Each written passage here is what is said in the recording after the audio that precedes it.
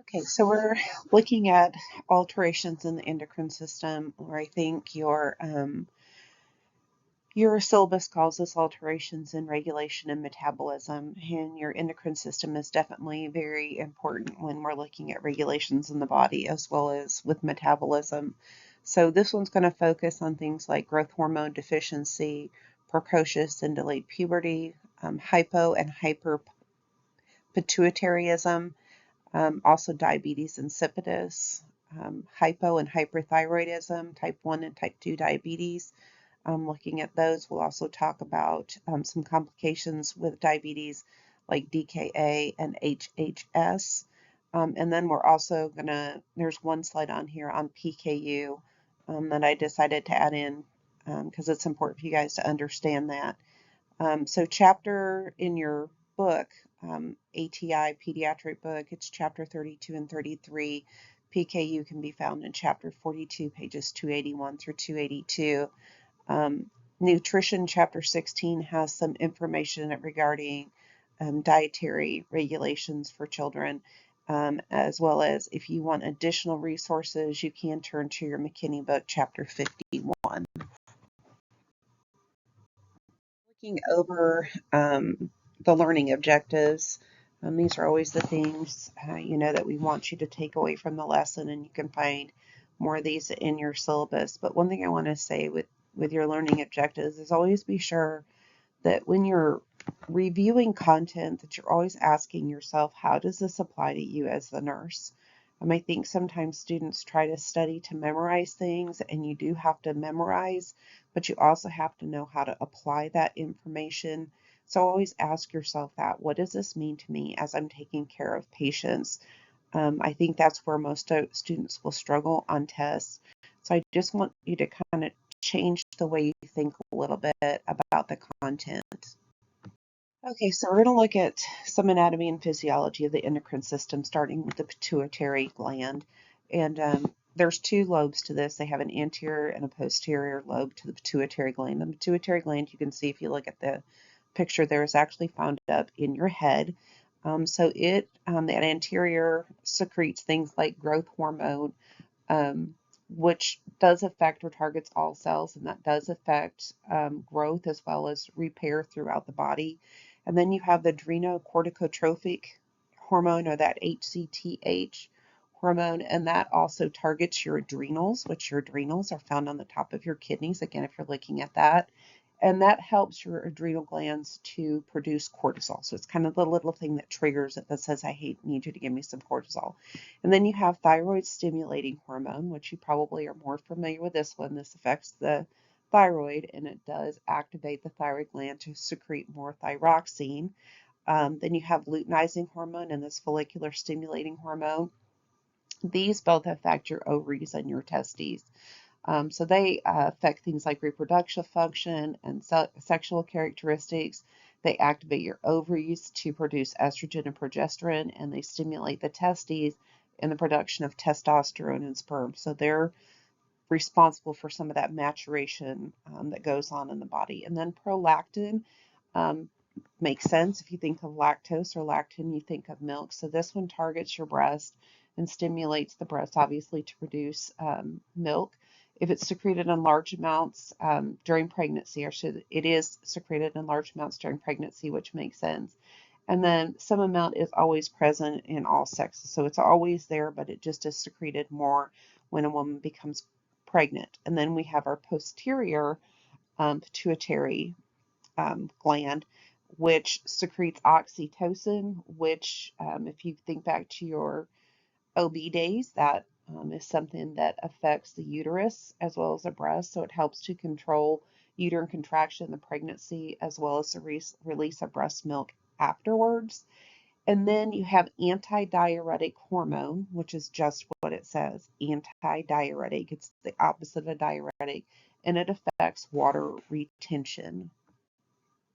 I wanted to leave these discussion questions in here just so maybe you guys can use these in your studying, maybe as a study group, to kind of discuss what the roles of the hormones are, these ones that are secreted by the pituitary gland. So if you think about that, there are all kinds of things that have been secreted by this pituitary. things that secrete, that help with the function of cortisol, TSH, which is going to help with thyroid function. You have luteinizing hormone and follicular stimulating hormone, which are going to help with the development of testes and ovaries. Prolactin, growth hormone, which is going to be affecting growth of children. If it's not proper, you'll see abnormal growth. Antidiuretic hormone is really important when we start looking at things like cancer with SIADH, which we just talked about, where you have too much of that hormone going on. And so people retain water and then they become hyponatremic because of that dilution. We're going to talk about something called diabetes insipidus that can happen, especially in patients who have head trauma. And that's something we'll learn about next semester, where it's just the opposite, where there's not enough. And so they tend to have massive diuresis going on. And so that affects sodium as well, but it also can um, deplete the body of fluid. So all these things, think how they work together and how they regulate and affect the functions in the body. Okay, so now looking at the anatomy and physiology of the thyroid, which is also part of the endocrine system, it is consistent of two lobes and two different cell types, these follicular, parafollicular. This one looks like a nice little butterfly. It has a butterfly-shaped gland that sits in the throat just below your larynx. So on the follicular side, we have thyroxine and I'm not even going to try to pronounce this right now, the T4, which is your thyroxine, and T3. Those do help to regulate metabolism as well as other bodily functions, like they affect your heart rate, your temperature, things like that. And then we also have calcitonin, which helps to regulate calcium absorption, which makes sense because it says calca, as in calcium. And this one is stimulated by TSH from the pituitary. So those, this system all works together. So one stimulates the other. So when we start talking about hypo and hyperthyroidism, it's important that you understand what's happening with the TSH from that pituitary, because it kind of works opposite. If somebody's hyper, that TSH is down because they're not trying to secrete enough because the body's not saying, hey, I need more of you. So that TSH tends to be low, whereas in hypothyroidism, that TSH tends to be elevated. Not always, but it tends to be elevated because the body senses that there's not enough thyroid hormone, and so the pituitary keeps secreting more and more TSH, trying to raise or elevate that T4, T3 level. Okay, so again, these little discussion questions, this is just kind of a review for you. How do these hormones work that are secreted from the thyroid gland? What do they do? So always stop and think about that, how they regulate um, those processes in the body, like heart rate, like body temperature. One thing that's important to note with children is thyroid hormone is very important to brain function and development.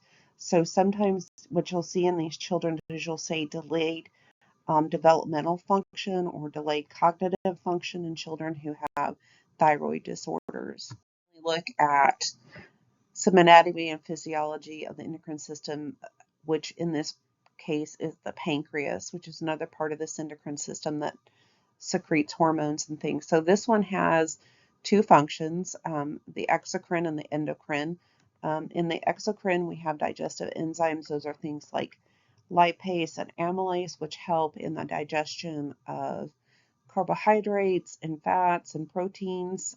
So people who have dysfunction there wind up with difficulty in metabolizing their food and taking up those nutrients because those enzymes are not present to carry that particular part of the digestive into the system to help feed the cells.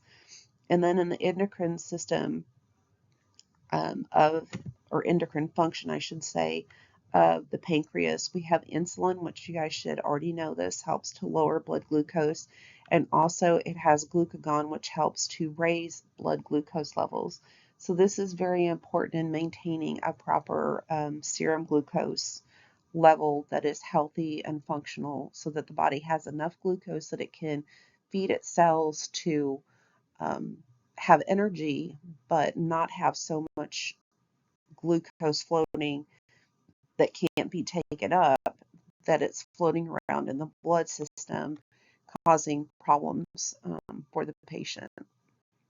Looking at this endogenous or exogenous role of the pancreas, it's very important, like I said, in digestion. If you don't have good digestion, you're not going to have proper growth.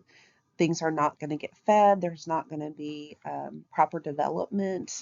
The brain needs fat as well to grow.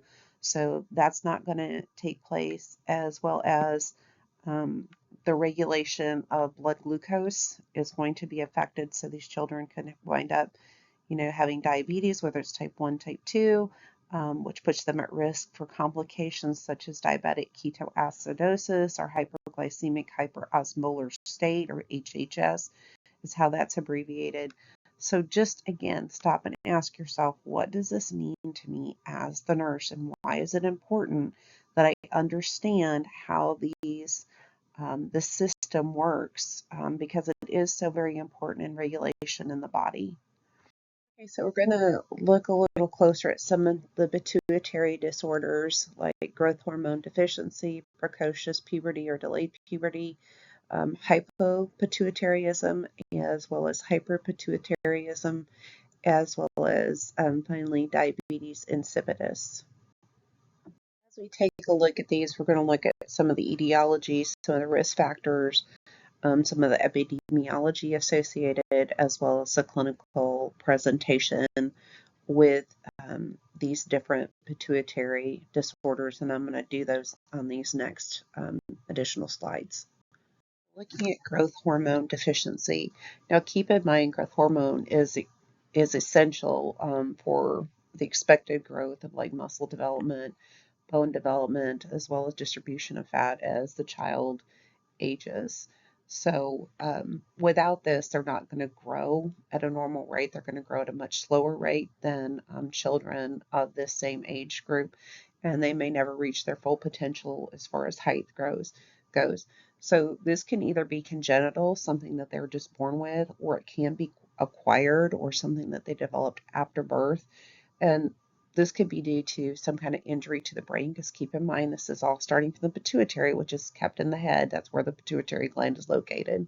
If they've got a history of having brain surgery, history of having like a brain tumor, had radiation to the cranium, maybe had chemotherapy, something like that could have be a cause for this.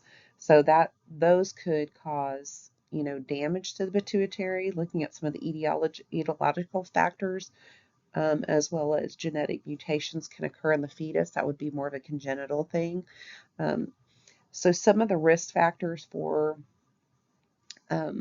growth factor or growth hormone deficiency would be if the child has a family history of this. Some other things, like I said, if they have any brain or genetic anomalies, if they've had, meningitis, some kind of infection that could have started this process. So anything that increases the risk of the pituitary gland itself could be damaged, increases the risk that they could develop growth hormone deficiency. From an epidemiological standpoint, this is one of the most common pituitary hormone deficiencies that children will have, is growth hormone deficiency. It is more common in females than it is in males, and it's more likely to occur during puberty times. So as far as how it presents clinical manifestation, you will see a drop in the height. They call that height velocity, where suddenly the child starts growing. So you see a drop of 2 or more percentiles on the growth chart. And if you remember back to Susan's assessment lecture, she talked about that growth chart and tracking that and plotting those points. So if you suddenly see a change in that pattern going up, and you suddenly see a change in how that thing is plotting out, that's cause for concern that they may have some growth hormone deficiency going on. They may look immature or have kind of like an angel or cherubic type face. they may delay puberty.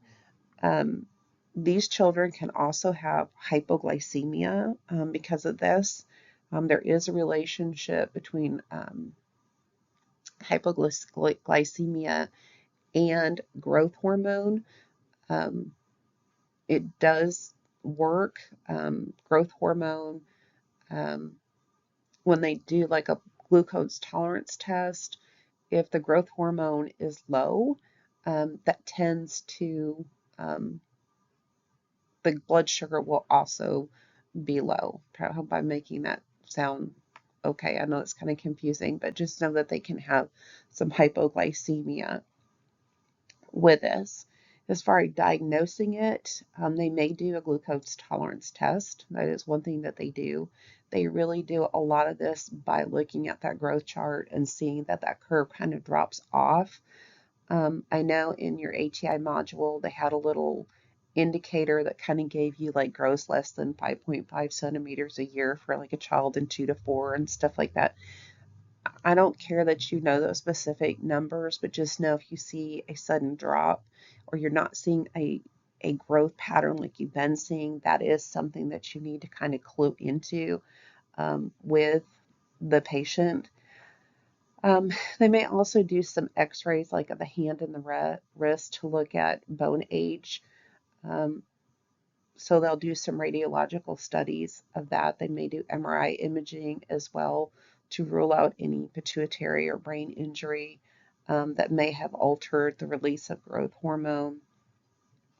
They can also do growth hormone levels in the blood. Those are also mentioned in your ATI module, as well as the IGF-1 or the insulin-like growth factor. That's another test that they will grow, and I know that those values are in your module as well. Not that, again, don't spend time memorizing all that stuff. Just, be aware that there are different lab tests that can help determine whether there's a growth hormone deficiency going on. And so they can do like this growth hormone stimulation where they give the child some medication to try to stimulate that. If the growth hormone does not increase, then they know that the pituitary gland is not producing enough growth hormone to help diagnose this growth hormone deficiency. As far as treatment goes, they do have injections that they can take. These are usually given subcutaneously on a daily basis at bedtime because growth hormone usually releases at night. That's why you give the shot at bedtime. That's something that you probably would want to kind of remember. I could see if NCLEX asks you a question about growth hormone and when you're going to give it, they'd expect you to know to give it at night and that it is daily. Following up for these children is definitely a priority. And they'll continue to do x-ray studies to track the growth of those bones. Intervention is really the key to this because the earlier we diagnose it, the earlier we can start treatment. And so hopefully we will not see as much stunting of growth that we would normally see. Treatment itself will usually continue until the growth plates close because once they're closed, that means they're at their adult height. So some common side effects of the injections are things like muscle and joint pain, which would kind of make sense because you're encouraged them to grow. They may have some swelling in their hands and their feet. Some more serious side effects are things like severe headache, problem with their vision, and hip issues. And if they had that, then they should definitely notify their provider. As far as nursing care, in addition to, understanding the tests that might be done and administering medication, or I should say teaching the family how to administer medication, because we're definitely not going to ask, a home health nurse to go to the house every night and give an injection. That's something that the family can be taught to do or the patient themselves, depending on their age. I do want you to really think about psychosocial impacts, developmental impacts, things like that this would have in a child. Especially think of, not that it's not important to a girl, but I really think about a male having a growth hormone deficiency and being much shorter than their peers. It's something that really, bothers them anyway. They want to be tall and big so they can play sports and do all those kinds of things.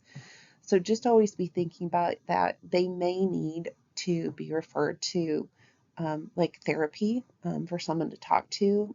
If there's somebody else who has growth hormone deficiency that maybe the child could talk to, that could be very beneficial for them.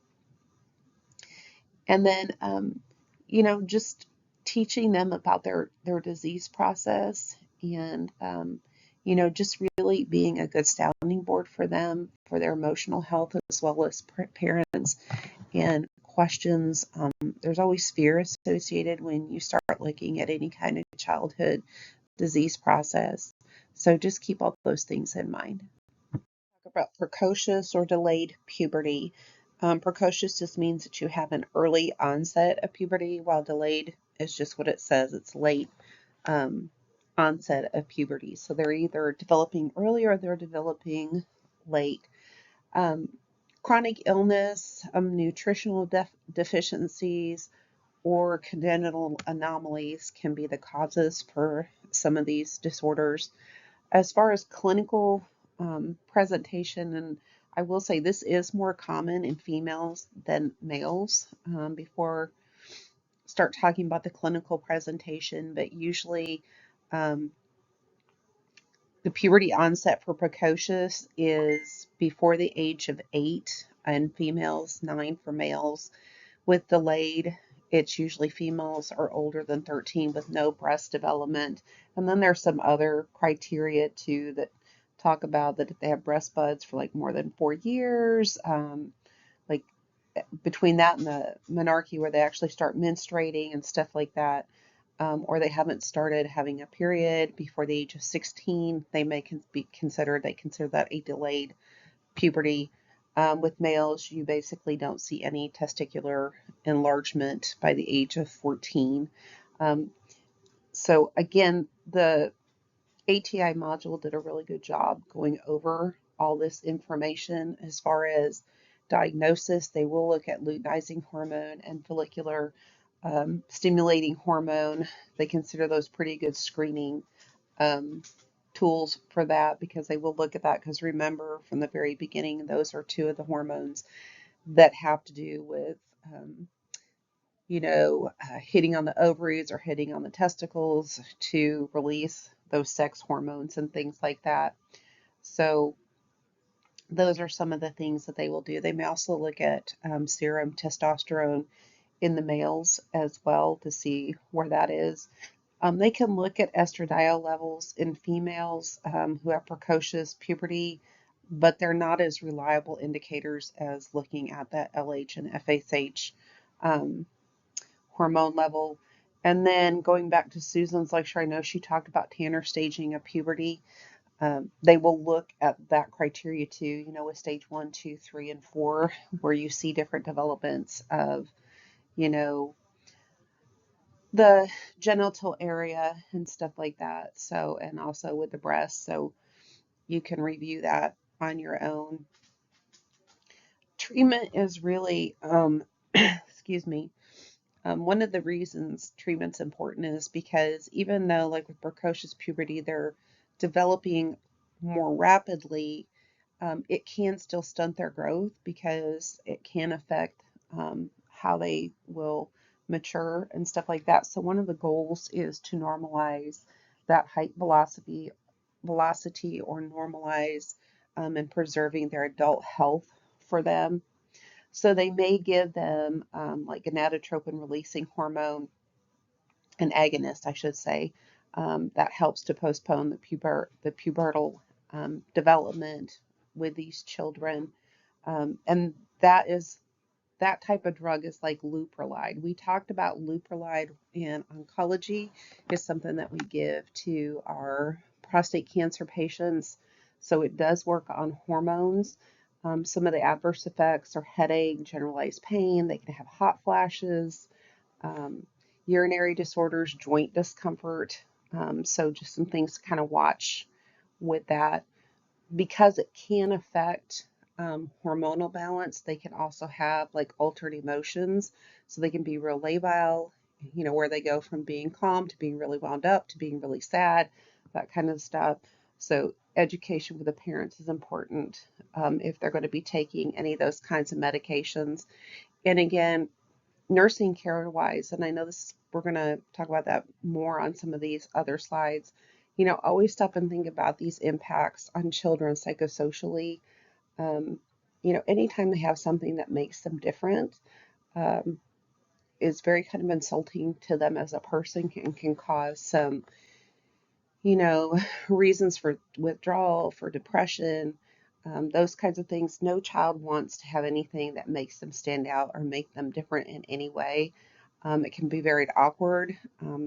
Also, think about this. This is a time where you have kids that go into gym classes and stuff like that. Maybe they're having to take showers with other kids and they're very self-conscious of their bodies anyway. And then we have this kind of stuff going on. It can be very, difficult for them. Once they start this, they will keep a really close eye on those hormone levels. So monitoring those and making sure that the medications and the treatment plan is working as expected. Encouraging, a well-balanced diet, making sure they get adequate protein to help with the growth and development that they're going to need as they mature. Look at hypopituitarism or hyper, which is not enough or too much production of the pituitary hormones. Remember the different hormones, we've kind of talked about some of them. Um, but some of the causes, again, go back to what we've talked about. They can be congenital, so there's just something they're born with, or it could be due to injury or tumor growing within that pituitary or near that pituitary gland. So some of the things you look for as far as clinical presentations um, in the neonate would be like a small penis in male children. They could be hypoglycemic. That's something you guys should have talked about in OB because that's something I know they try to teach you. Some children will be born with low blood sugar, so you look for jitteriness. That should have an R in there. Lethargy. They may be pale or cyanotic, and they can also have some jaundice. In the older children, you will notice like growth failure or delayed puberty. Um, Again, the most common of these pituitary hormonal deficiencies is growth factor or growth hormone deficiency. So that would make sense that, in the older child, you would see those changes in the growth chart and stuff like that we talked about.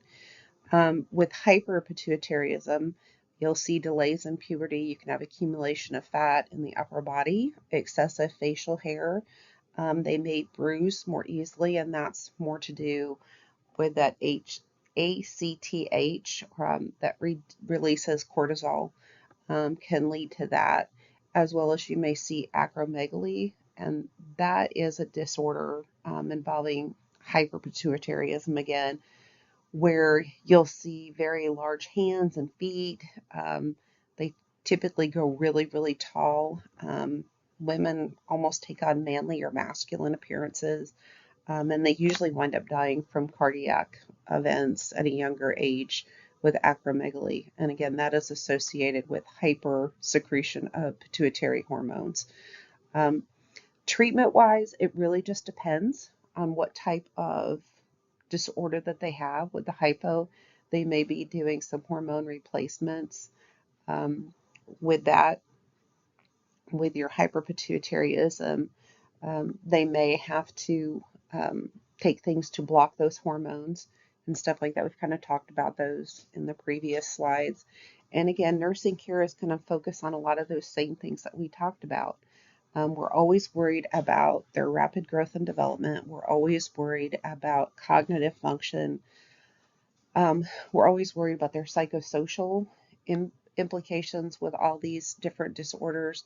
So you always have to kind of keep those things in mind when you're dealing with children who have hormonal deficiencies or hyperexcretions of hormones. Diabetes insipidus. This results from a dysfunction of the pituitary gland and the secretion of antidiuretic hormone or ADH. Again, we talked about this with oncology with the syndrome of inappropriate antidiuretic hormone, where they were producing too much or secreting too much of it, which caused dilutional sodium because the body was not urinating. The opposite happens here with diabetes insipidus. And this does not have anything to do with diabetes as you normally associate it with regulation of blood sugar. It has nothing to do with that. This all has to do with the secretion of ADH or possibly some issues with the kidneys. So it can result from two different things. You have central diabetes insipidus, which really happens because of lack of that ADH production, which causes too much fluid to be lost because it's not regulated anymore through the kidneys. I shouldn't say through the kidneys, but that ADH is just not enough. So the body is just urinating, urinating, urinating. Normally, when you start to dry out, the body starts putting that out and tells you, hey, you need to hang on to your fluid. With this, it's not able to do that. So the body just starts excreting massive amounts of urine. I know in your module in AETI, it talks about that they can have 2.5 to 3 milliliters per kilogram in a 24-hour period. So they may urinate up to like 2 liters or 2,000 milliliters. In adults, they can go much higher than that. It's really depending on the size, but you'll see massive amounts of urine being excreted in these patients with centralized diabetes insipidus. Um, so with nephrogenic, the release of the ADH is occurring as expected. So it's doing what it's supposed to do from the pituitary gland site anyway, but the kidneys are not responding to the ADH. So that's where this is a little bit different because the hormone is being released, but the kidneys are not responding to it. So the result is still the same though. You still have a ton of ton of urine being excreted because those kidneys are no longer responding to that antidiuretic hormone, telling it to say, hey, I need you to hang on to some fluid for me because I'm dry. And this can be caused from different medications, or it can be caused from injury to the kidney. Like if somebody were to suffer an acute chronic injury or something like that, it could lead to this particular incidents. As far as centralized, there's, about 52% of the cases, we don't really know why, but the most common is usually going to be a tumor, again, in the pituitary system, or if they've had trauma or had some kind of surgery in that area. With nephrotic or nephrogenic, I should say, diabetes insipidus, it's usually something that's hereditary, that's just born with the child. So as far as clinical presentation, they're going to be excessively thirsty. They're going to be drinking a lot of fluid, but they're also going to be excreting a lot of urine. They may have a fever. They may have a weak and thready pulse, poor skin turgor, all those things due to the fact that they become dehydrated because they're excreting so much fluid. In older children, you may see nocturia or bedwetting, which can also cause them to have some sleeping difficulties. And then you may also have some manifestations associated with like low volumes, so they can be dizzy. They may be very, very tired, fatigued. They may develop constipation because they don't have enough fluid to keep the stool soft. They could faint from this. They could have muscle aches. They may have some confusion. Again, because electrolytes may be imbalanced here, they tend to have like a higher level of serum sodium, and the potassium may actually be low serum wise for these children. So, you really want to watch muscle function and stuff like that to make sure that those electrolytes are not causing more serious issues. As far as diagnosis, this is usually done with some labs. So they might look at a CBC, and because they're excreting so much fluid, you may see a higher concentration for hemoglobin and hematocrit, so that will look elevated. When you're looking at urine, you'll see more potassium and sodium being excreted. The urine will also have a very low specific gravity because it will have so much fluid in it. And then in your module, they talk about the water deprivation test being very important to the diagnosis of uh, diabetes insipidus. So I'm not going to go over all that. You can look that up in your module. It's under the pituitary disorders under diabetes insipidus. Not that you need to know the particulars of the test, but just know that it is something that they will do with them. As far as treatment, it really depends on what is causing it or where it's located. So with like the central diabetes insipidus that arises from that pituitary gland itself, they will give a drug called desmopressin, and this just helps to increase water permeability and will help to increase that urine osmolality. So it will start helping the body to hold on to that fluid. With nephrogenic diabetes insipidus, this is going to sound really weird, but you're going to administer thiazide diuretics, such as amiloride. I thought that was weird too when I first looked it up, but I did find some articles online that just talked about thiazide diuretics actually do help to increase that urine osmolality. So that helps with retaining that fluid. It seems kind of weird because diuretics excrete, but in this case, we know with nephrogenic diabetes insipidus that thiazide diuretics actually will, in fact, be very helpful. So as far as nursing care goes, again, you're going to look at the psychosocial impacts. You know, kids who have to go to the bathroom all the time may be very self-conscious of that. So it's a little bit, can be a little embarrassing for them. They may also have to be on medications for a long time, for life. So that may require them having some lifestyle changes. Anytime a child has an illness that is going to be long term, it can be quite stressful on the family. It's also important that we teach them, good diet, how to, balance those electrolytes, watching their intake and output, avoiding excessive amounts of caffeine because caffeine is as a natural diuretic that can infect that. Watching them for signs of dehydration. For most children, they can get adequate oral intake to make up for what they're excreting, so it's not generally where you need to give them IV therapy, but there may come a time where you may have to do some fluid replacements because they're excreting more than they're taking in. But usually they can do that on their own without having to have additional stuff. And then we always want to think about atraumatic care, making this as least traumatic as it can be. So that's why we try not to have to do IVs unless we have to. That's pretty stressful for a child. Remember role play? We talked about this in, how we approach kids. So if we do have to do certain things, giving them a way to do it in a way that's fun or allows them to role play is always beneficial.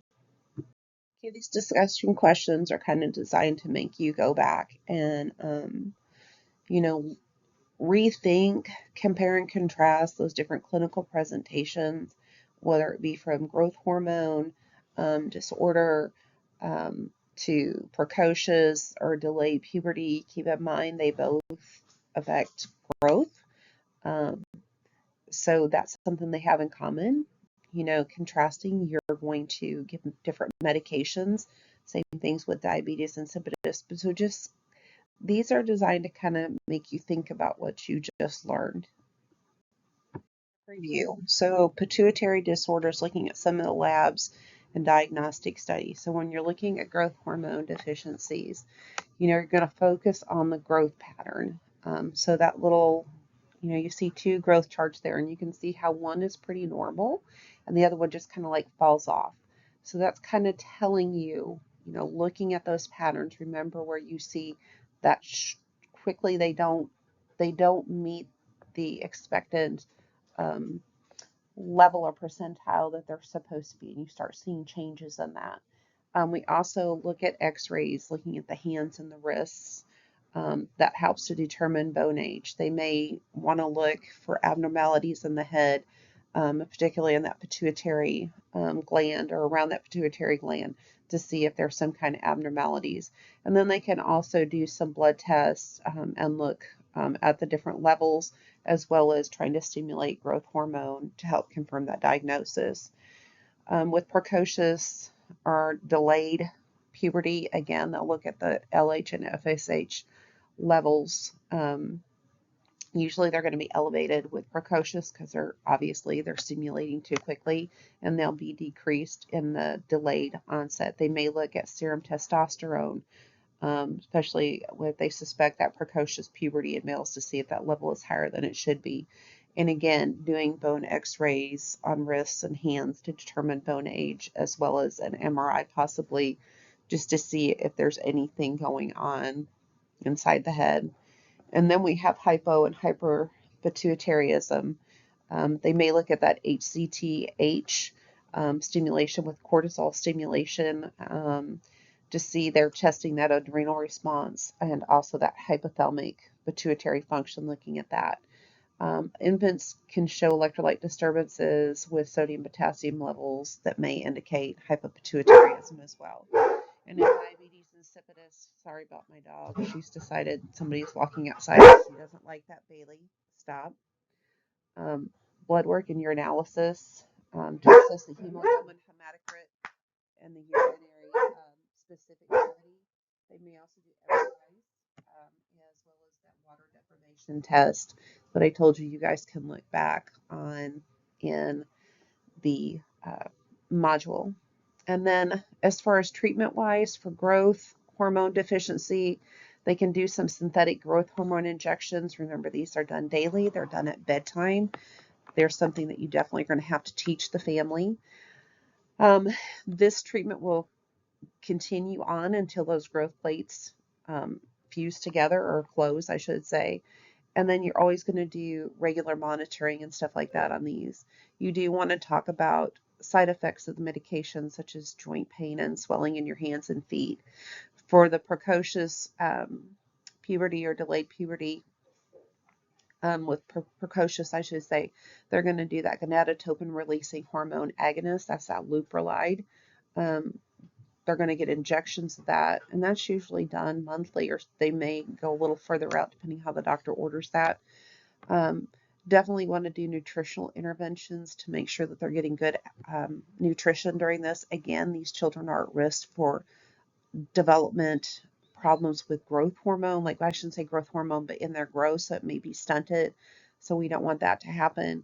And then they may have to have hormone therapy if they have issues with delayed puberty. They may need to give them hormone replacement to kind of initiate puberty to occur. With diabetes insipidus, with that centralized DIA, they're going to use that desmopressin.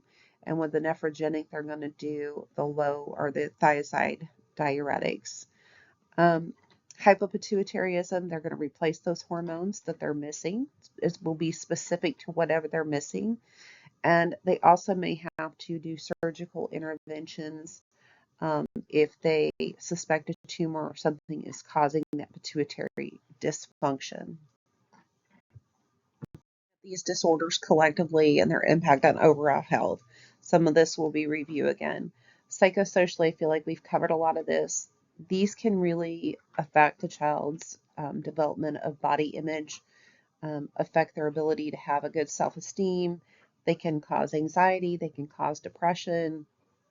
They may have negative perceptions of themselves, especially like with growth hormone deficiencies where they're not growing well with precocious or delayed puberty. Again, they're going to be stressed out. Maybe they're maturing too quickly. Maybe they're worried they're never going to mature. And we all understand that when you're in school, there's a lot of, I don't know what the word for it I'm looking for. There's just a lot of negativity that can go on with children to children, and so much teasing and bullying going on. One thing they don't need is one more reason for kids to pick on them. So we're always kind of monitoring for that. With diabetes insipidus, again, that can cause a lot of anxiety. If they're having to always go to the bathroom, they're worried, is there going to be a bathroom where I need it? Think about getting on a school bus and taking an hour ride. They may not be able to make it an hour before they have to go to the bathroom. So there's the risk of potentially being embarrassed because of that.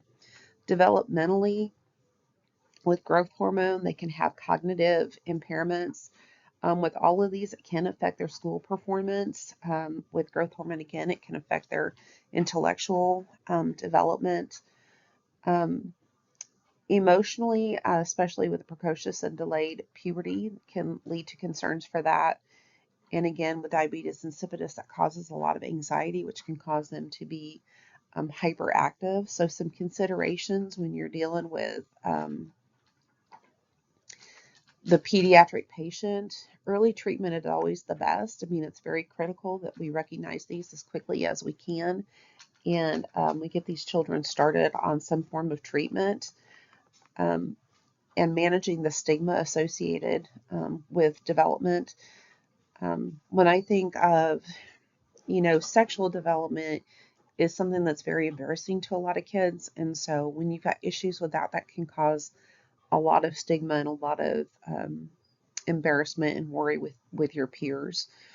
Health promotion, again, early diagnosis, making sure they understand the need for follow-ups to routinely monitor those hormone levels, to make sure those treatments are working effectively, that they're eating a good, well-balanced diet with the proper amount of protein for good growth and development in smaller or younger children. I always think of eating the proper amounts of fat because fat is so vital to cognitive and brain function.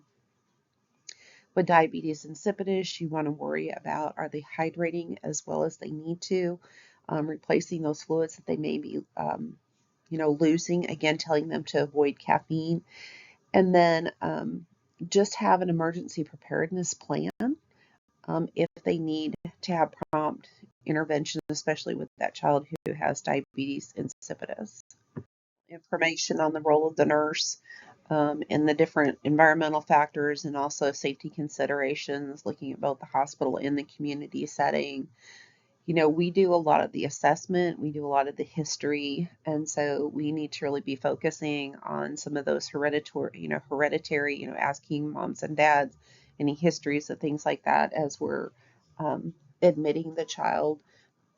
We're definitely going to be monitoring their lab work. We're going to be giving a lot of those medications, advocating, if I can talk, advocating for the patient as well, and also really monitoring their medication, their diets, and things like that.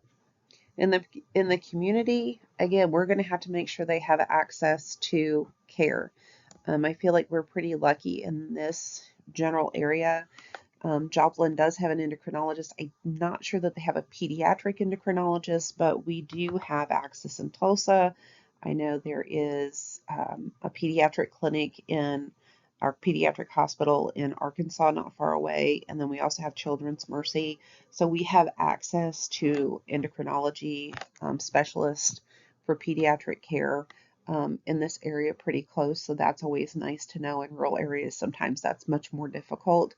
So social support services is something that we may be having to set up for patients, maybe some home health, different things like that, just depending on what's going on with the child. And then educating the family and stuff like that about the different disorders. And then we look at some of the safety considerations. Again, how do they take their medications? Do they know when to take them? Do they know, how to properly dispose of things? Think about the child who's doing nightly injections and stuff like that. They have to be aware, sharps containers and stuff like that. We may make referrals to dietary people, or we may have to educate school nurses if they're not familiar with some of the medications the patient may be taking. I know working in oncology and having to work with some pediatric clients, there were times I was calling back and forth to the schools, talking to counselors and school nurses to make sure that we were all on the same page when it came to care for the patient. So just a lot of things that go into coordination of care to make sure that the child is taken care of physically, but emotionally, psychosocially, and also we have to think about them developmentally. Children who have chronic disorders sometimes don't are a little slower in developing, and some of that can be because we tend to, parents want to coddle kids who have physical disorders, which makes sense, but we still have to allow them to develop at the same time. So just some things to think about. Finish up with the role of the nurse for the pituitary disorders. Some individual factors. You always want to think of self-care skills. So we're going to teach them, according to their chronological age, their developmental age, and stuff like that. Things that they can do to support them being independent as much as possible. We want to encourage them to do as much of their activities of daily living as that they can do on their own. So self-care is really important, that they understand that they can learn how to administer their own medications, even injections. Kids do that quite frequently. Um, Again, with the diabetes insipidus, making sure that the child understands how to recognize signs that they may be getting dehydrated. Maybe they need to increase their oral intake, really monitoring that I&O, maybe needing medication adjustments and stuff like that. So as far as promoting social and personal development, play is an essential part of development with children. So anytime we can make something fun or some way that they can, from their developmental level, understand, it's always good to incorporate that when we can. Um, Communication, we really have to encourage these children to express their feelings. A lot of times they get very, very frustrated. They don't want to be different. At times, kids don't even want to admit there's a problem. I have a daughter who is a school nurse, and I know she's had some students that, have recently been diagnosed with some endocrine issues, and, they don't want other people to know. And so getting them to talk about it and communicate is actually very, very helpful to them. It also helps for them to be socialized, to build relationships. I know with one of her students, she has another student who also has the same endocrine disorder. Um, Having them come into the office at the same time has been good for the newly diagnosed, because now they have somebody that they know is just like them, and the other person has had their diagnosis for some time and is very happy to share about their experience, and that has made it a lot easier on the newly diagnosed student that she has. So again, socialization is very important. And then also, you know, navigating sexuality. That can be confusing for kids anyway, and then we throw in some disorders that affect puberty, and that can be even more so. And so, as far as health promotion and disease prevention, just really educating them about their disorder, how to treat it, how to maintain a good, healthy lifestyle, um, and just understanding that chronic condition can definitely have impacts on their daily life. And then again, always trying to keep in mind the child's past experiences. Um, Try to make things as atraumatic for the child as possible, considering they're going to have to deal with this for life. You want them to have good feelings about the process. You want them to have trust in you as the caretaker. So always providing a traumatic care is crucial to these patients. Okay, so this is going through that nursing process or the clinical judgment model of pituitary disorders. The one thing I'm going to say, I really would encourage you guys to read the presenter notes on the bottom of these. I know I'd say this every time we're in lecture, but they really help you to put this into practice. And I think that's really where a lot of times students struggle with content, is they just want to memorize everything, but don't really think how that applies to them. Whereby looking at this actual process helps you figure out how that all works. The other thing I would encourage you to do when you're in those modules, I know there's so much content and it can be overwhelming, but as you get to the bottom, there's always a case study that works or walks you through this process. I really encourage you to do those case studies. They give you scenarios.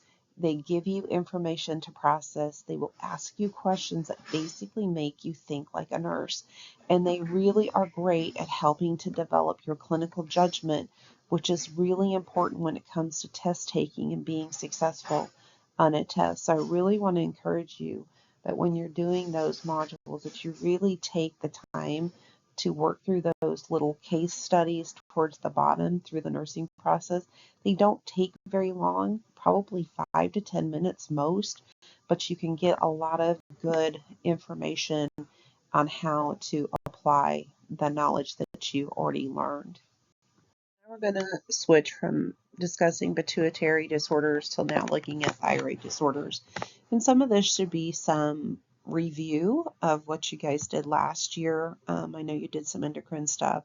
So we're going to talk about hypothyroidism, which just basically means that the thyroid is not excreting or putting out enough thyroid hormone, like the T4, T3, that kind of stuff. And it puts the body in a hypometabolic state. So one thing to always remember is if things, like when we start talking about clinical manifestations, if it says hypo, that means low. So the things you're going to see oftentimes will be slowed down in hypo, and with hyper, they're going to be elevated. So it's a quick, easy way to kind of remember some of the clinical manifestations that you will see, and we'll talk about that, I believe, on the next slide. But it is important to note that when we're talking about thyroid function, iodine is very important to the process of that T3 and that T4 to work properly. So iodine is something that's very crucial to thyroid function, especially for women. That's why you notice salt will say that it has iodine or iodized salt. That's one of the reasons they encourage females to consume iodized salt, unless they have a thyroid disorder, because it does help with the work of that T4 and T3. So with hypothyroidism, you just don't have enough of those circulating. So we have some different types or causes, shall we say. You could have congenital, which just means you were born without it working properly, and it can be from a few different things. It can be because of agenesis, where it just did not form at all or didn't form sufficiently enough. It can be from dysplasia, where it developed unexpectedly, so it didn't develop the way it was supposed to. And then it can be ectopic, where it occurs but in an unexpected position, so it just didn't develop again in the right place the way it needed to. So those are some congenital forms of hypothyroidism, but it just basically means that the person was born without the thyroid being able to fully function because of the way it developed.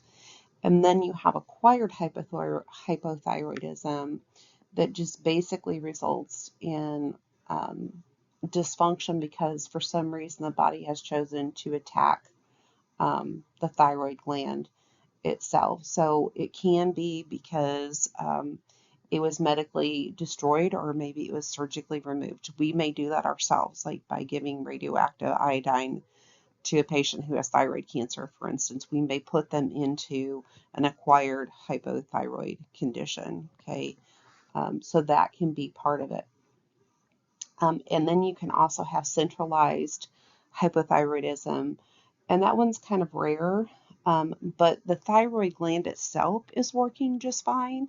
So there's enough thyroid function within the gland itself, but the pituitary gland is not secreting enough thyroid stimulating hormone to keep the thyroid producing the proper amount of T3 and T4 with centralized hypothyroidism.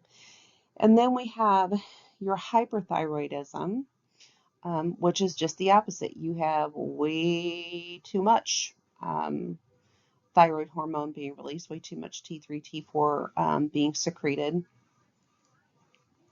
into the system. And so with that one, you're going to see things that are much more elevated. Graves' disease is the most common form of this type of hyperthyroidism. You may see them develop a goiter where they have like a little nodule that you can see in the throat.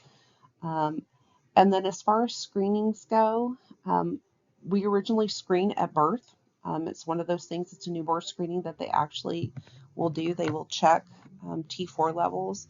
And the reason this is so important is because this can affect their cognitive development. So we want to be aware right away if there is some kind of problem with the thyroid, because it can affect the baby as they mature. And we're also going to talk about some other things that can happen on these next couple slides. So they will also do some follow-ups with their newborn screening, especially if it's abnormal or if you start to see signs that maybe the child has some hypothyroidism going on and stuff like that. Then they will do additional testing. As far as diagnostic imaging goes, they may do some radionuclide scans or ultrasound to assess the thyroid gland itself, especially if they suspect centralized hypothyroidism. Let's see. I think that's about it on this slide. So looking at this slide, I'm going to talk first about hypothyroidism, and then I'm going to switch over to hyperthyroidism. So I'm going to go through like the etiology, risk factors, epidemiology, and some of those clinical presentations as they relate to hypothyroidism first, and then I'm going to go to hyperthyroidism. So looking at hypothyroidism, so some of the things that can cause this may be due to damage to the thyroid gland itself, whether that be from disease, that kind of stuff, risk factors and stuff like that that can affect it. There is a family hereditary component. So if there's a family history of endocrine disorders, especially thyroid disorders, there is an increased risk that the child could have a congenital issue with hypothyroidism. Epidemiology-wise, hypothyroidism is the most common of the pediatric endocrine disorders that we do see. So that's, something, that's why we screen for it, and that's why we check them out. Clinical presentation-wise, remember, things are going to be suppressed because they are hypo. But some of the manifestations that you may see with this particular disorder, with both of them, they could have constipation because that GI motility has slowed down. They may be lethargic and tired because they are slowed down. They could have hypothermia, so that body temperature is lower. Again, hypo, think suppressed. With the congenital, they may, and with acquired, they may have an elevated weight, especially elevated birth weight with congenital.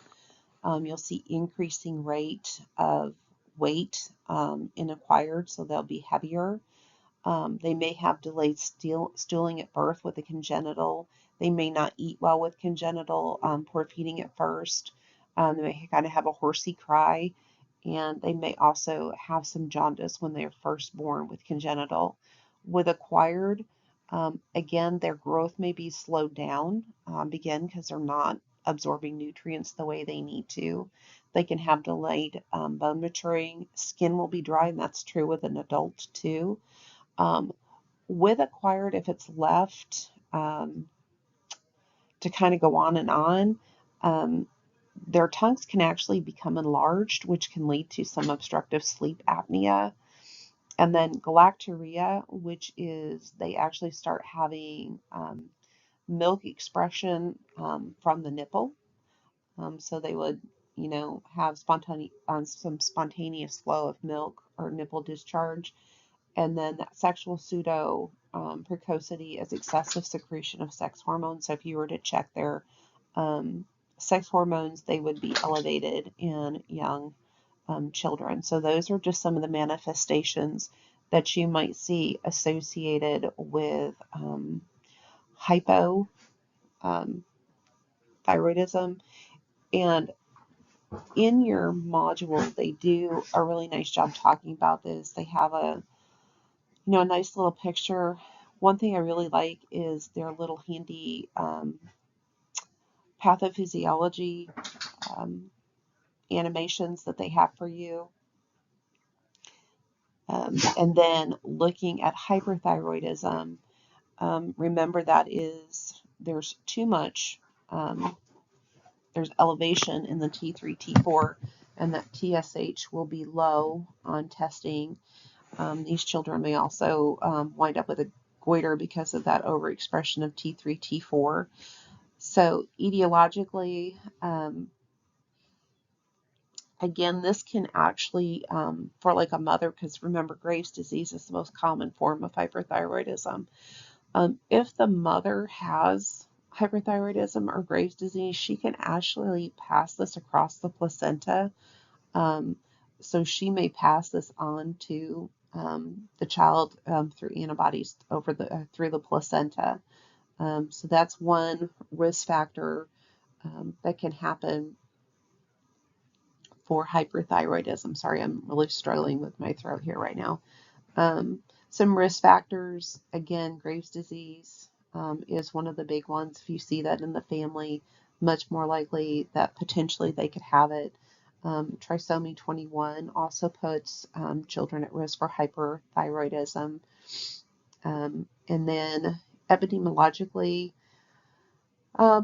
we don't see as much here because of iodine in our diet. But it is seen more frequently in females than in males, and that's the case even with adults. So as far as clinical presentation, again, remember everything is kind of amped up. One of the things that can happen with neonates, with small children, if you remember um, from your newborn OB days, babies are born with their cranial sutures not fused, and that's done to help facilitate the skull to move during the birth process. So what can happen in children who have hyperthyroidism is they can have craniosynostosis, which is where those sutures close prematurely. So they do not allow for the skull to continue to grow the way it needs to initially. And so these babies can wind up with microcephaly or small heads. So that's one of those earlier manifestations you might see in hyperthyroidism. You could also see them being irritable. They can have difficulty eating. Might have hypertension and tachycardia because those things are elevated. We have hyperthyroidism, so we have hypertension and increased heart rate. Exophthalmos is just a fancy word for bulging eyes. So they kind of have bug eyes. And again, they may have a goiter present.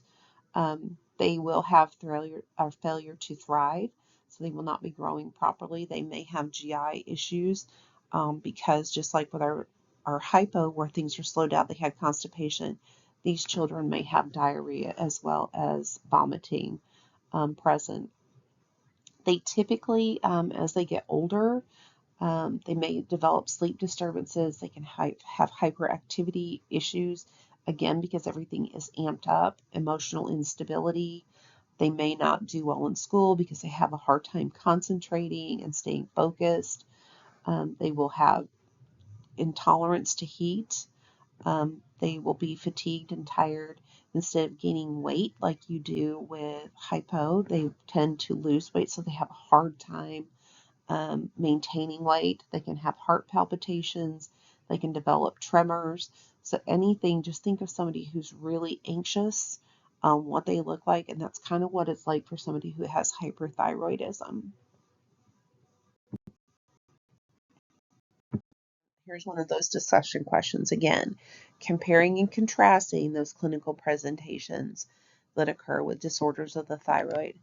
And I feel like I kind of explained this earlier, so really focus in on hypo, things are suppressed, hyper, things go up. So you can do a good job at picking out any signs and symptoms or clinical manifestations associated with that. Also remember lab-wise what your TSH, your T3, T4 look like. In hypo, that T3, T4 is going to be low. That TSH is going to be elevated because the body is trying, that pituitary is sensing that those T3 and T4 are low. So it's trying to stimulate by releasing more TSH. With hyper, that T3, T4 are very high, so the body is not putting out the TSH like it would, so that number will then be low. Okay, so looking at the lab, I feel like I just did this. I didn't realize, forgot that this was on the very next slide. But again, looking at lab, like I said, you're going to look at the T4, T3, and that TSH.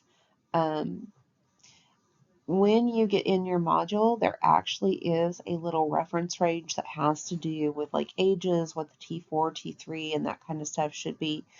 Now, I don't expect you to memorize that. Okay, I just want you to understand what's going to be elevated and what's not going to be elevated with hypo and hyperthyroidism. So I'll let you guys look at that, and I feel like I just talked about that on the previous slide.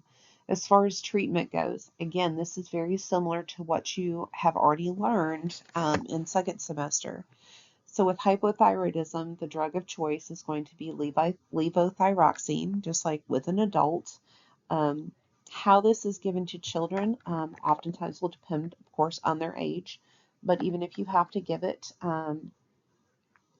to small children, because if you suspect congenital hyperthyroidism, they prefer that the treatment is started before the child reaches 2 weeks old, which is very, very young. Again, keep in mind because this can affect cognitive development. That's why we screen for it when the babies are first born. So the medication can be crushed. It can be mixed with water and administered in a liquid form to the child. It is not recommended, however, that you crush the tablet and put it in formula because the components of formula, it can alter the ability of that medication to fully absorb, so the child won't get the benefit of taking the levothyroxine. Um, the module does talk about there is a new liquid form of levothyroxine in a suspension that also now can be administered to children. So again, a lot of this is going to depend on when you start it, how you're going to give it. If it's an older child, they may be able to take the pill. Some kids think that that really makes them adult and really mature, so they kind of like the idea of being able to take the pill. So it just depends on, again, developmental age. And then, be familiar with levothyroxine, some of the adverse effects of it, that it can cause them to have abdominal pain, maybe not be hungry, can cause anxiety. It can cause them not to have periods if they're old enough to do that. So there's a lot of different things like that um, that you want to be aware of. But probably the big thing is understanding how to actually administer it. For infants, like I said, because they can't swallow a pill, you're going to crush it and put it in some water.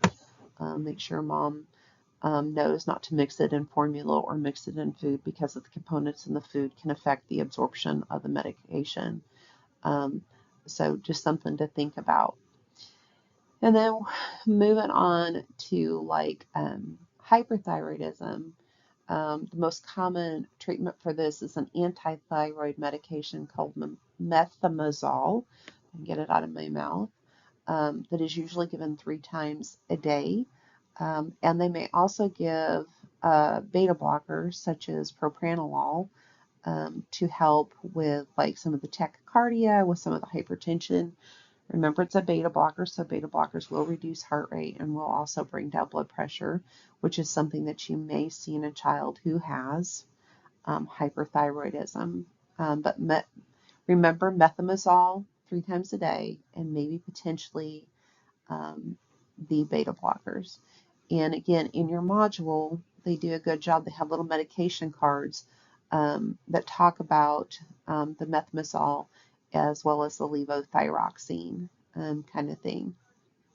And then for older children, they may consider doing like radioactive iodine or even surgery to ablate or destroy that thyroid gland if they have hyperthyroidism.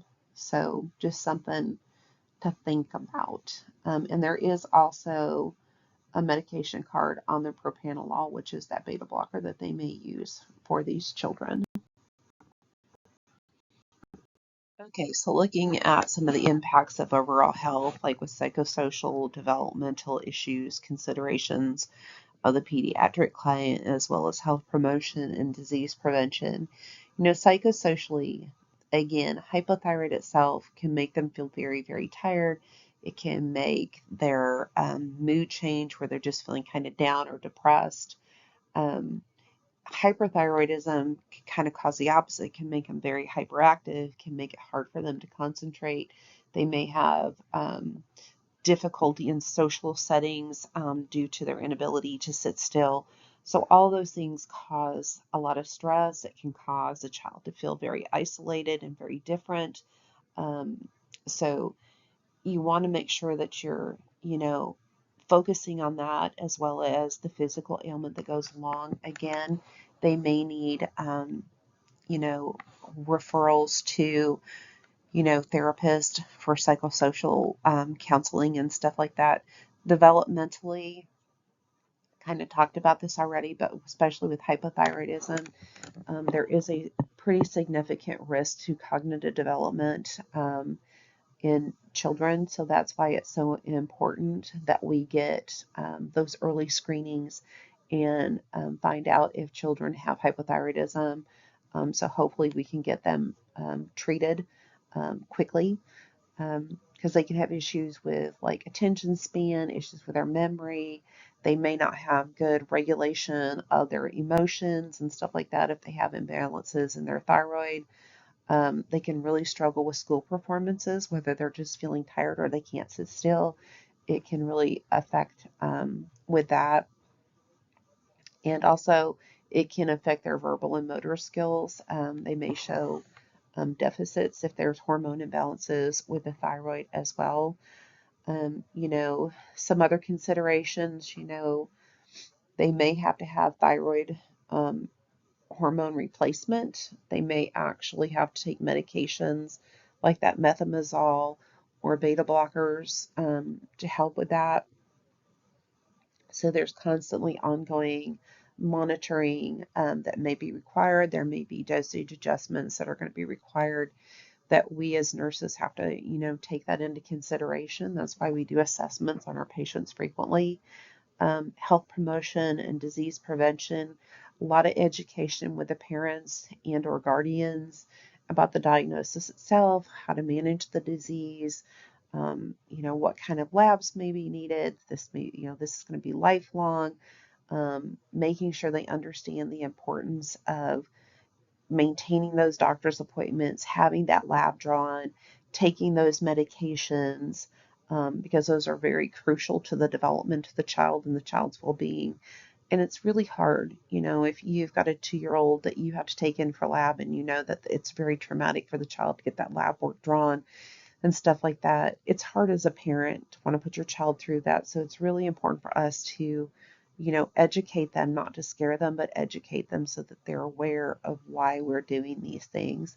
And also just teaching them to be aware of signs and symptoms of dysfunction, changes that may be indicating the hypothyroidism is worse or their hyperthyroidism is worse. In fourth semester, we're going to talk about some of the emergency things that can occur because there are some life-threatening things that can occur with too low of a thyroid or too high of a thyroid, both of which can be fatal.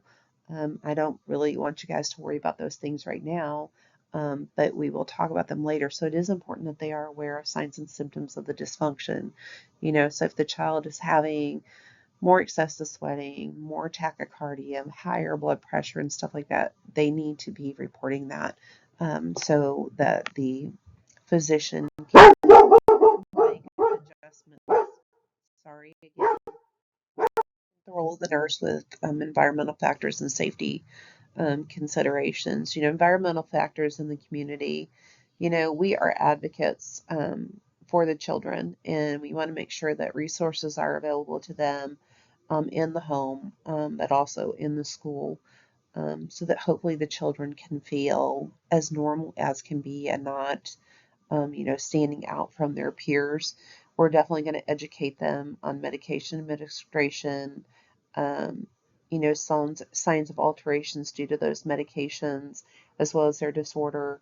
And we're going to definitely collaborate with, like I said, those school nurses, maybe counselors, things like that, those social groups and case management that maybe the child needs, to make sure that their adjustment into the community goes as smoothly as possible. And in the hospital, of course, we're going to be performing all those assessments, especially if you're working like a newborn nursery and stuff like that. You'll be doing a lot of these assessments, but you may also be doing them on children anytime they come in for anything. You never know. You might be the person that discovers something abnormal with the um, thyroid that maybe was not known because it's something that they have now acquired. So you're going to be monitoring labs, looking at those vital signs. You'll be evaluating treatment and making recommendations that you may see to bring to the physician's or provider's attention. And then you also need to always think about how you approach the child. Always keep their developmental age in mind when you're providing care to patients and when you're going to talk to them about the type of care that they need. Some safety considerations again in the community. Medication safety involving how to dose it, how to provide it, when they need it. Having emergency preparedness, things ready, a safety plan. Again, like I say, they do need to be made aware of changes as far as what they will see clinically in those patients that may indicate that medication may not be working. Environmental considerations, um, especially I think of people who have hyperthyroidism. They're very sensitive to heat, so being aware of that and not allowing the child to be exposed to extreme temperatures. Good nutritional guidance. Again, attention to taking iodine if they're low on that T3, T4. And then activity management. You do want them to still get exercise. It's going to make them feel well. Um, Children who have hypothyroidism, if it's not well controlled, they may feel really tired and don't feel like they want to. But it is important for them to get up and get some exercise in. And then again, it's going to be good for the child that has hyperactivity issues with hyper, for them to have some physical activity to do as well. And some more with your role as a nurse. A lot of this is going to be very similar to what we've already talked about as far as self-care, promoting, their social and personal development with play, communication, socialization, um, sexuality, um, health and promotion, disease prevention. Again, is going to go back specific to the particular disease, um, but you need to individualize it to the care. So again, just kind of understanding the treatment, the disorder itself, how to maintain a healthy lifestyle and home. Always making sure that you acknowledge the fact that this is impacting the child, their their activities of daily living and their daily life in general. One thing that the module talked about in self-care is always keep in mind Orem self-care deficit theory, that basically is saying that it's really important, and this is the case with any patient, but with children, I think sometimes we tend to want to mother them or nurture them, but with Orem, they really encourage people to take an active role or participation in their care. So allowing children to do as much of it as they can for themselves fosters that independence, gives them some sense of control over this disorder that's going to be with them for the rest of their life. So they brought that up with Aram self-care deficit theory. And I know in the notes I kind of added a little bit so maybe you get a better understanding of what that is, because it just kind of briefly talks about it. So I just kind of wanted you to have a better picture of that. Okay, so we have the nursing process again. And once again, I'm going to encourage you to kind of look through this where it talks about recognizing those cues with hypo and hyperthyroidism.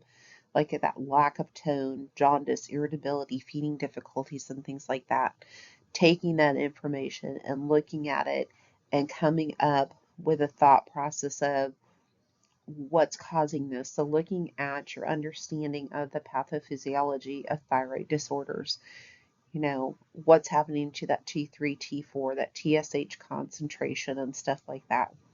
Using that information to kind of analyze everything and prioritize what kind of needs the patient has. That's kind of what this is looking at. And then from that, coming up with a plan on how you want to treat these patients, whether it be a hypothyroidism or a hyperthyroidism, knowing that, if I have a low thyroid, I'm going to have to give them thyroid replacement. If I have a high thyroid, I'm probably going to give them an anti-thyroid drug like that methimazole and a beta blocker, and they may potentially have to have surgery or something like that as they get older to remove the thyroid. And then taking action, actually putting those plans into fruition, like administering the medication, actually giving the education about it, and then going back and evaluating the effectiveness of what you've done.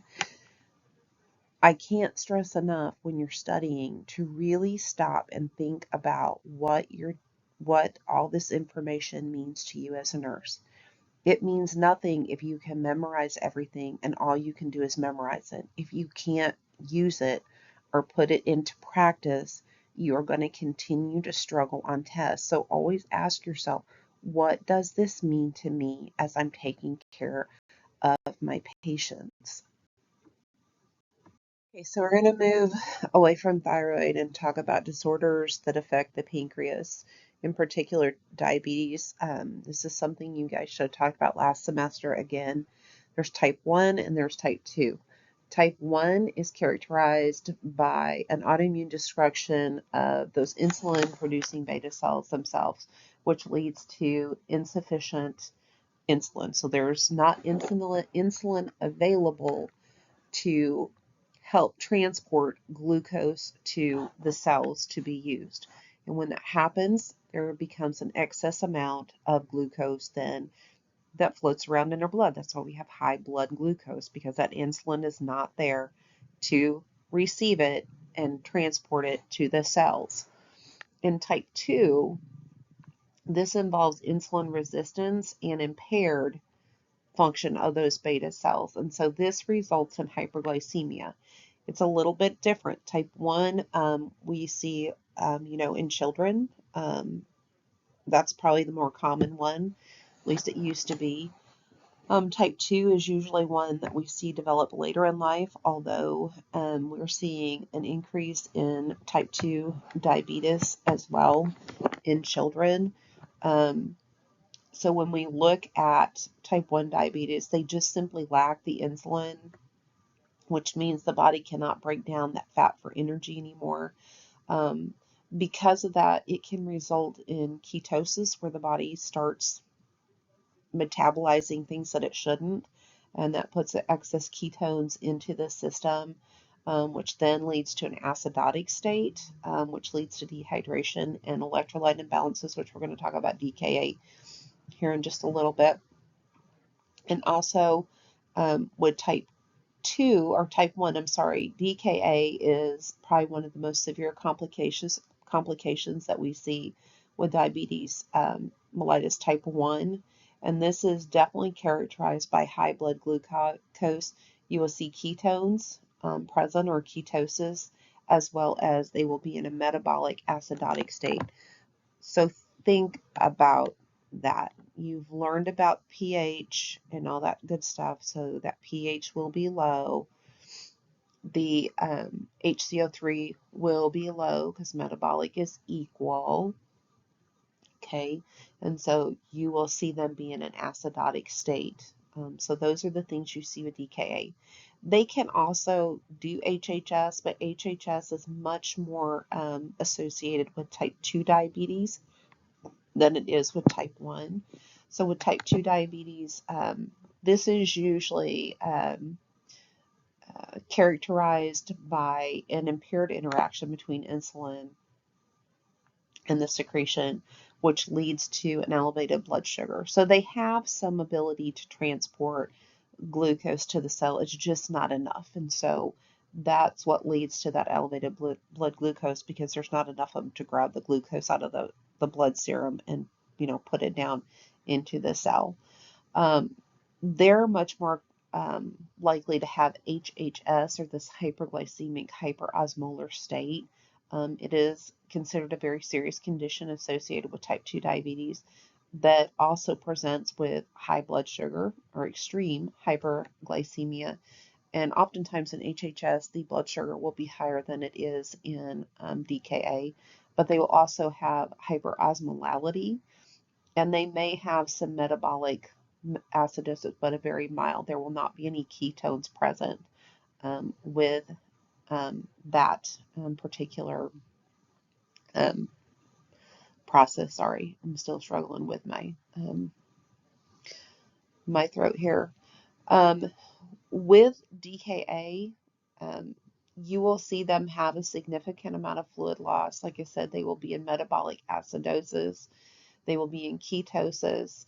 They will have osmotic diuresis, so you're going to see a lot of urine production. So they'll want to drink a lot. They'll want to diurese a lot. So that polydipsia and polyuria going on with this. One of those things that you also see oftentimes with DKA is something called Kussmaul respirations, which is a real rapid, deep breathing. They kind of sound like,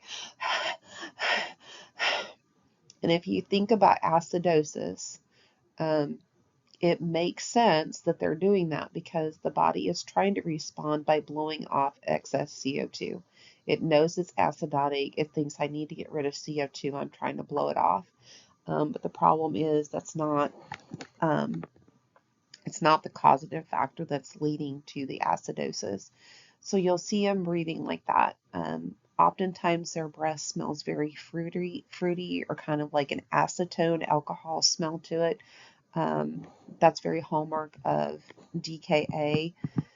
So when you're actually trying to treat these people, one of the first and foremost things you have to do is get hydration to them.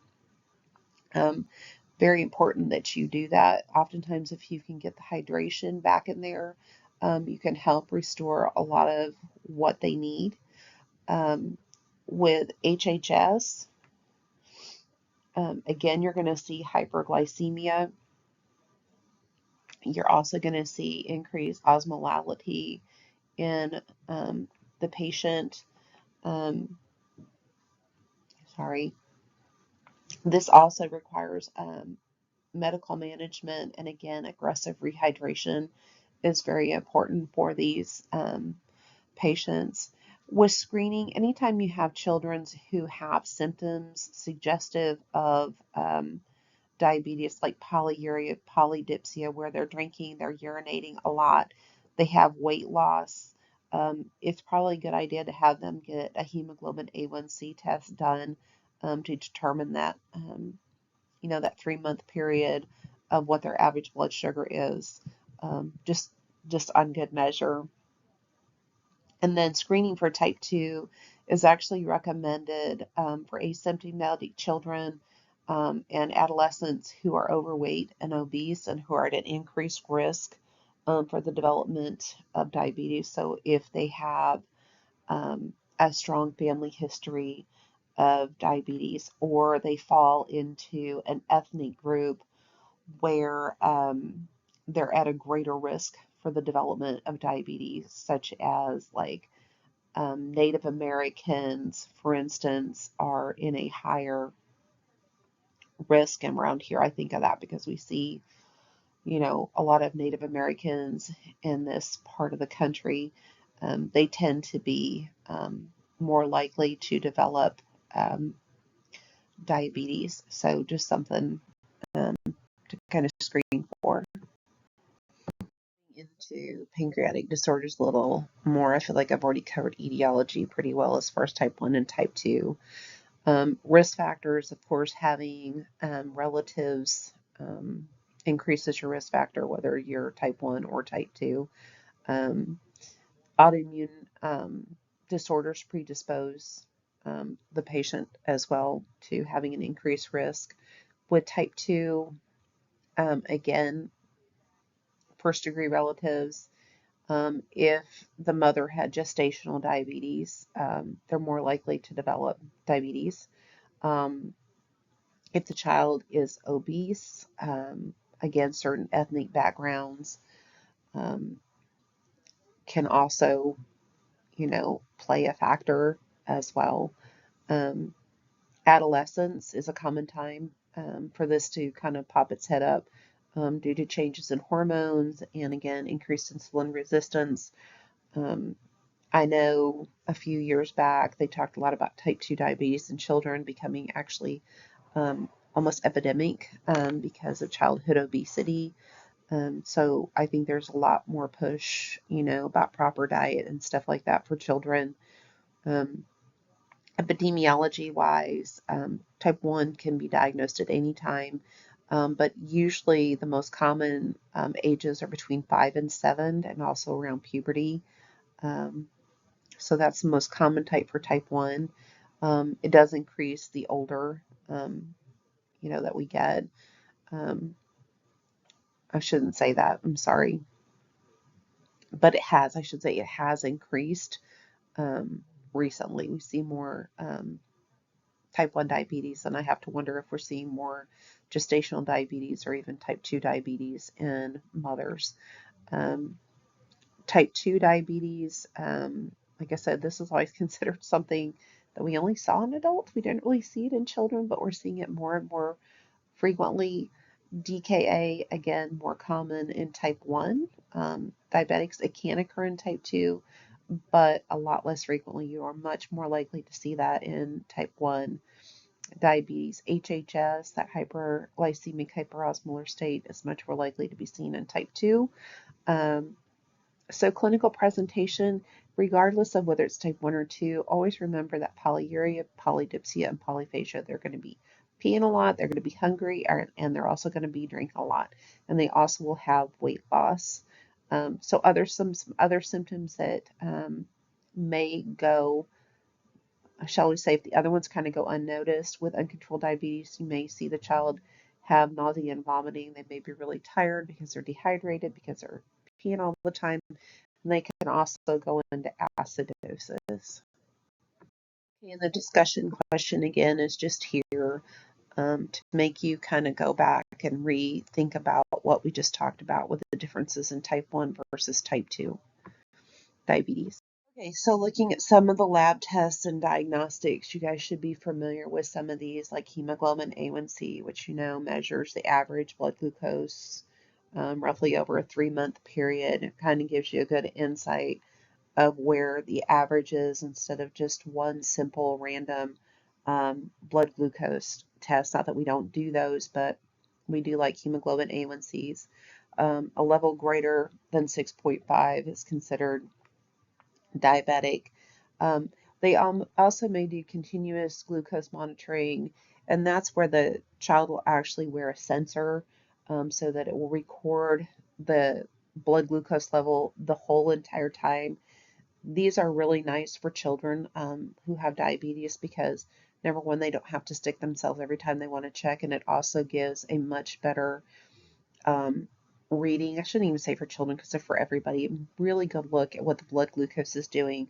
They usually are synced to a phone or a device, so they let you know if the blood glucose is high. If it goes low, it will sense you and monitor you so that you're aware of what that's doing. It also helps the doctor really get a good idea of how the medications are working, if the child is, correction dosing properly, are they able to count their carbs correctly, that kind of stuff for those additional dosings. So it's a lot of, really good monitoring there. They may do some additional screenings because thyroid disorders can affect blood glucose. They may look at different GI conditions, lipid disorders, stuff like that. So some diagnostic criteria for type 2, they may do a random, blood glucose, like just doing like a point of care. So a level of 200 milligrams per deciliter with symptoms such as that excessive urination or drinking may be an indication, diagnosis for criteria. A fasting blood glucose of 126 or higher, even in an asymptomatic individual, requires further looking at. Oral glucose tolerance testing, where they give you something, you ingest it, 2 hours later you come back if your blood glucose is over 200. Like I said, that hemoglobin A1C. And they also may do a fasting insulin or autoantibody test for type 1 and type 2, or to distinguish between the two. But those are just some of the tests that they will do when trying to determine diabetes. As far as treatments, you guys should already be familiar with these. Type 1 diabetes, multiple daily injections, or they may be on an insulin pump that uses a fast-acting, intermediate, and a long-acting basal insulin. So pumps are really nice for kids so they don't have to stick themselves, but just once every, usually it's every 72 hours they have to change that cannula out. So they are kind of nice. But it's important that the child is well controlled at that point and is really good at monitoring, their, when I say monitor, I should say they're really good about their diet and stuff like that, because they need to be consistent if they're going to be on that pump. Some behavioral managements, really teaching them the importance of knowing how to count those carbs, how to bolus if they need to do that. The need for medication adherence. Again, this is very difficult for kids, especially because they don't want to be different. They don't want to wear a pump. They don't want people to know that they have diabetes, so that can be a problem. Dietary consultation is always a good idea.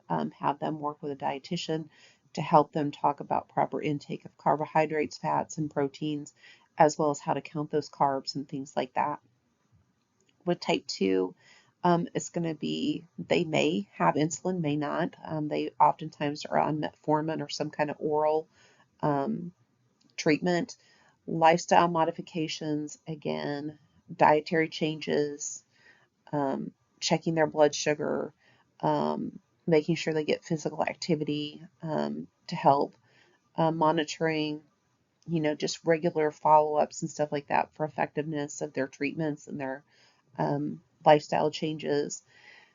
Really getting the child to buy into that this is lifelong, and that can be really hard for some, for some children, but just really get them to understand that, being able to know how to monitor this and regulate this is going to be what's best for them in the long run. As far as DKA and HHS, some of the things that are really important to understand when you're looking at treating this, regardless of what it is, the treatment of choice for the first thing you always do is you resuscitate them with fluid. And the fluid of choice is either normal saline or LR. Usually it's going to be normal saline. That's usually the one they want to go to. So you're going to give them some fluid resuscitation. After that, you're going to do an insulin infusion. And usually when I'm saying insulin infusion, I'm talking about giving it through an IV. When we give IV insulin, there's only one insulin that can be given, and that is regular insulin. Do not give any other kind of insulin through an IV other than regular insulin. Eventually, you can go over to subcutaneous insulin, but usually it's going to be in an infusion. And we usually do this until the blood glucose is hit 200, and then we can stop the infusion and we can then go to subcutaneous. Another thing that's important to note, when you're doing IV insulin and you're bringing down somebody's blood glucose, you do it very, very slowly. So there will be a protocol in place that if you drop so far, this is what you do with your insulin. It will tell you exactly how it wants you to give it. That's something we will go over much more in depth in fourth semester, but just know it's something you have to do slowly. The other thing, when you're bringing down somebody's blood sugar, once they get to 250 milligrams per deciliter, instead of just giving normal saline, you usually add in some dextrose with that. So I know it seems counterintuitive to give dextrose with insulin, but that's what you do. It has to do with fluid and exchange, and you don't want cerebral edema and blah, blah, blah. Just know that you have to give some dextrose once you hit that 250 with that infusion. It's very important that you monitor your electrolytes when you have somebody with DKA. The reason being is because insulin will bind potassium and help you excrete it. So if you're giving IV insulin, you're liable to bottom out the person's potassium. So you always want to know what your serum potassium level is on that chemistry panel before you initiate your insulin. There is a good chance you may have to do some potassium replacement while you're giving the insulin. So that's something that you just want to monitor for. So remember, DKA HHS, you're giving fluid resuscitation, you're initiating insulin infusion or insulin therapy, and you're going to have to carefully monitor those electrolytes, the glucose, as well as that potassium. So just keep those things in mind when you're treating somebody with DKA and HHS. Sometimes with DKA, if it is severe enough, the patient may also have to be intubated and mechanically ventilated to assist with the blow off of the acid, as well as they may not be able to protect their own airway. Okay, so again, looking at impacts on overall health, psychosocially and developmental, it's going to be very much like we've already been talking about. You want to get mental health professionals involved if you have somebody who's having difficulty with the acceptance of this process, because I'm telling you, this can be very insulting to them as a person to be told at 7, 8, 10, 15, whatever their age, that you have a chronic condition that you will live with for the rest of your life. And they don't understand why they have to be different, and they don't want to be different, but they have to really be given the opportunity to express their frustration, but also they have to understand the seriousness of the disease to which they have just been diagnosed. Again, developmentally, it can affect cognitive function, memory function, attention span, their executive functioning, and stuff like that. Poor glycemic control can affect their vision, which can affect their reading, their writing, their spatial awareness, and stuff like that. So some considerations for pediatric patients, again, early diagnosis and intervention is very important, so that they don't they don't develop, I should say, complications down the road. Having them understand the need for good management and strict blood glucose control, doing regular screenings and stuff like that to make sure that they have no issues with their eyes, because there can be vision problems with this. Diabetes can be hard on your kidneys, so they have to have that assessed. Because of that, they can have issues with hypertension, as well as it does increase the risk of having high lipids. And yes, you're thinking a 10-year-old, but yes, they can have issues with their lipids, which if you think about, this is a child then that you're setting up for coronary artery problems at a very early age if that's not monitored and regulated at a very, early age, so it can be fixed and monitored. And then again, really teaching them how to monitor their carbohydrate intake and how that carb intake affects their administration of insulin and stuff like that. And again, you're going to have to, adjust that to the developmental age of the child. I'm not expecting a 7-year-old to figure that out like I am a 15-year-old. Now, granted, I'm going to start teaching this 7-year-old, and probably by the time they're 10, they'll be better at managing it than any of us would be because they've done it for so long. But you do want to make sure that, you're including them in. Again, that Orum's idea of self-care, let them do what they can to have some control over it. Again, nutritional consult with a dietitian is always a good idea when you're dealing with endocrine issues. Really encouraging them to be physically active, and again, the need for good type monitoring, that frequent monitoring their blood glucose, and administering their medications, including their insulin, in a regular basis. Looking at the environmental factors, those safety factors, and those self-care factors. And again, a lot of this is going to be repetitive from what the other ones were as well, because we're always thinking about getting the family involved, getting the child involved in the, management of care, um, getting the team, like an educational team, behavioral, all those kinds of stuff to make sure that the treatment plan is well implemented, that the child understands the need for regular assessments and stuff like that. You may have to collaborate with, again, daycare staff, school nurses, personnel at the school who may be dealing with it, teachers. I know as a former school nurse, anytime I had a diabetic child, we had to get together. We had a 504 meeting, which is the medical plan that you write for each child that has a medical issue. And it was important that I had all the everybody on the same page. So everybody that was responsible for this child, whether it be people in the cafeteria, to the school secretary, to the teacher, they all had an idea of the plan for this child and how we were going to address it.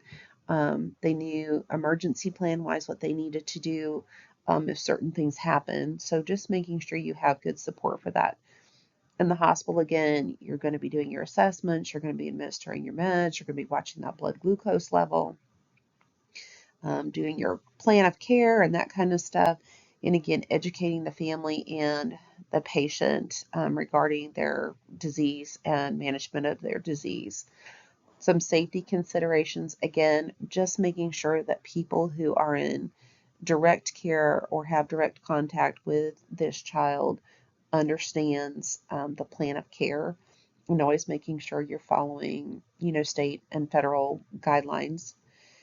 In a hospital setting, again, there's a very multidisciplinary approach. You'll be working with food services, dietitians, and stuff like that. Um, again, consistent carb dieting and stuff like that, making sure they understand the need to eat this consistent amount of carbs each time, including a bedtime snack, because it does help to prevent hypoglycemia and stuff like that overnight. So just making sure that everybody's kind of on that same plan. And again, really encouraging the child to use as much self skills as they can for themselves. And again, individual factors, promoting self care, promoting social development, client education, atraumatic care, is pretty much going to be very similar to what we have talked about. You can read through the presenter notes down here on the below. A lot of this, I feel like you guys at this point should kind of be familiar with because it's going to be very consistent. We're always worried about developmental age, their psychosocial situation, promoting good positive health prevention and stuff like that. So I think, like I said, a lot of this becomes quite repetitive. So hopefully it kind of makes sense what you're going to do regardless of the disorder. Okay, and then doing the nursing process or the clinical judgment model. Again, I just want to stress to you guys to really take the time to look at the case studies as they're presented in the module. They really do help you put those pieces together. Um, I know when I go through your module and I do the questions, I learn stuff and I have to challenge myself sometimes too, even though I know quite a bit of this stuff. I have to stop and think. And when I do um, the case studies and work through them, they really help me again put those pieces together. So I really would encourage you to do that. Like I said, I cannot make it more apparent to you guys that that is really one of the keys to studying for a nursing test in your second year, is really being able to apply and use the information that you're being given instead of just, you know, reading something and being able to go in and answer a question on it. You have to be able to use that information. Okay, and finally, I'm just going to do a quick little slide here on PKU, or phenylalanine hydroxylase deficiency. also known as PKU. This is an autosomal recessive disorder.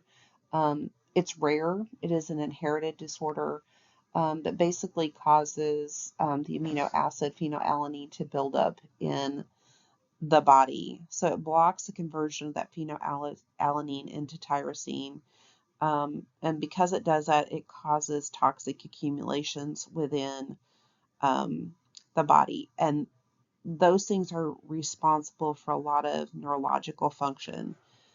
So if this is not treated, it can cause damage to the brain. It can also affect the nervous system, which can lead to disabilities. That is why this is routinely screened for in newborns. It's mandatory. So when the baby is born, they usually do a little heel stick. They take the blood, they apply it to the testing paper or to this little sheet with these little circles. They put it in there, it gets sent off to the state, and they test it for PKU. And we do that because we want to diagnose this early because of the fact it can damage the CNS system, which can lead to disability. It is something that can be treated as long as we know what is happening. So some of the signs and symptoms that may be delayed for a few months that you may see are some digestive problems. They may have a musty odor to their urine. They could develop eczema, hypertonia, seizures, hyperactivity, as well as intellectual impairment. Again, this is lifelong treatment. They will require monitoring, serum monitoring as well for their life. They will have restricted diets. That PHE is phenylalanine, so that will be something that will be restricted in their diet, as well as they will have protein restrictions put on them. So, dietary consult is important. I know looking at like even a diet pop can, you may see on there that it may contain phenylalanine. That's put on there for people with PKU. So they are taught how to read labels. When you look at this slide, this is something I just wanted you to be aware of because it is something that you may deal with.